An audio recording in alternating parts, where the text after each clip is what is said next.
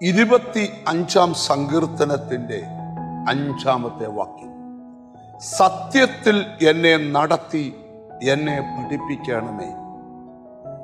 നീ എൻ്റെ രക്ഷയുടെ ദൈവമാകുന്നുവല്ലോ. ദിവസം മുഴുവൻ ഞാൻ നിങ്കൽ പ്രത്യാശ വയ്ക്കുന്നു.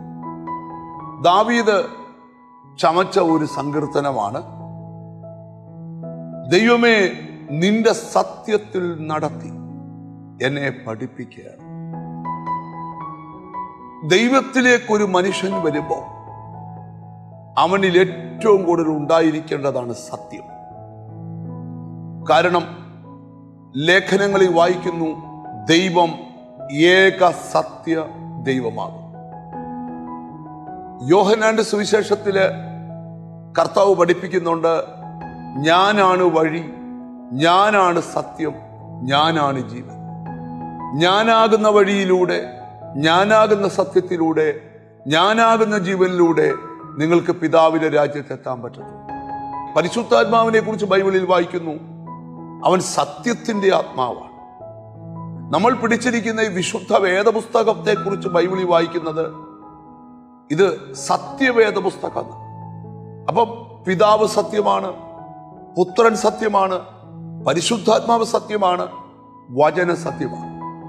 ഇതിൽ വിശ്വസിക്കുന്ന നമ്മളിലെല്ലാം സത്യമുണ്ടായിരിക്കണം. സങ്കീർത്തനത്തിൽ വാക്യമുണ്ട്, സത്യം നിമിത്തം ഉയർത്തേണ്ടതിന് അവൻ തന്റെ ഭക്തന്മാർക്ക് ഒരു കൊടി നൽകിയിരിക്കുന്നു. അപ്പോൾ ഓരോ ദൈവമക്കളുടെ ജീവിതത്തിൽ വഞ്ചനയില്ലാത്ത, ചതിവില്ലാത്ത, സത്യം മാത്രം ചെയ്യുന്നൊരു മനസ്സ് എല്ലാ മനുഷ്യരിലും ഉണ്ടാകണം. ദൈവത്തിന്റെ പ്രവൃത്തി നമ്മളിൽ വെളിപ്പെടണമെങ്കിൽ നമ്മളിൽ സത്യമുണ്ടാകണം. തന്നിൽ വിശ്വസിച്ച യഹൂദന്മാരോട്, നിങ്ങൾ വചനത്തിൽ നിലനിൽക്കുന്നു എങ്കിൽ നിങ്ങൾ വാസ്തവമായി എൻ്റെ ശിഷ്യന്മാരാകുമെന്ന് യേശു പറഞ്ഞു. അടുത്ത യേശു പറയുക, സത്യം അറിയുകയും സത്യം നിങ്ങളെ സ്വതന്ത്രരാക്കുകയും ചെയ്യും. എഫെസ്യർ പൗലോസ് പറയുകയാണ്, ശത്രു നിനക്കെതിരെ പോരാടാൻ വരുമ്പോൾ നീ ധരിക്കേണ്ട ആയുധങ്ങളെ കുറിച്ച് എഴുതുമ്പോൾ നിന്റെ അരയ്ക്ക് സത്യം കെട്ടണം. അപ്പം സത്യത്തിൽ നടക്കാത്ത പലരുമുണ്ട്, പക്ഷെ അവരെ സത്യത്തിലേക്ക് എത്തിക്കുന്നത് ദൈവവചനമാണ്.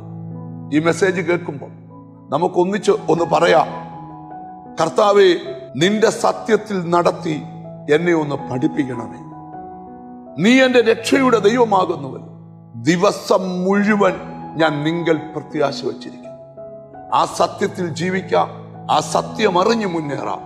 കണ്ണുകളെ അടച്ച് പ്രാർത്ഥിക്കാം. കാരുണ്യവാനായ ദൈവമേ, സ്വർഗസ്ഥ പിതാവേ, എന്നോട് ചേർന്ന് പ്രാർത്ഥിക്കുന്ന മക്കൾക്ക് വേണ്ടി പ്രാർത്ഥിക്കാം. അമ്മ, സത്യം വിട്ടു തെറ്റിയവരുണ്ടെങ്കിൽ ഇന്ന് ആ സത്യത്തിലേക്ക് തിരിച്ചു വരട്ടെ. കർത്താവിന് സ്തോത്രം. സത്യത്തിന് വിരോധമായുള്ള എല്ലാ ദുസ്വഭാവങ്ങളും മാറിപ്പോയിട്ട് നല്ല സ്വഭാവമുള്ളവരായി മാറട്ടെ.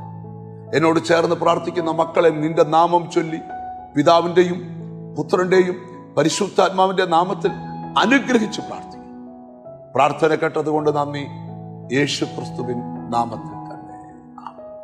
സത്യത്തിലൂടെ നടക്കാം, സത്യം അരയ്ക്ക് കെട്ടാം, മുന്നോട്ട് പോകാം. God bless you.